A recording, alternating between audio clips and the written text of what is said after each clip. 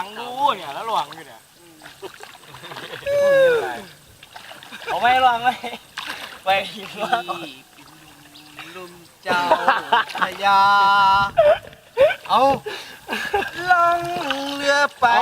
เรือไป แค่ทำไมเรือไม่เข้าฝั่งวะ ไม่สิไปหูกับเจ้าบ่ โอ้ยหักเข้าไปไป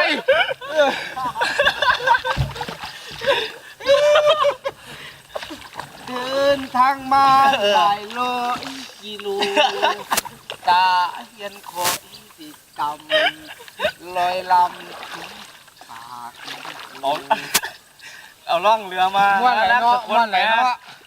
ม้วนไหลเนาะเอ้าหันหัวเรือแขน ดันละทางหัวเลยเอาห้องเขานั่งดิ นี่ละมองมันน่ะ โอ้ลง ไปเลยไปเลยลงทางเสียเวลาเด้ ลงคณาอะไรลงคณาเสียอะไร ยานาโคต เสียขั้นเสีย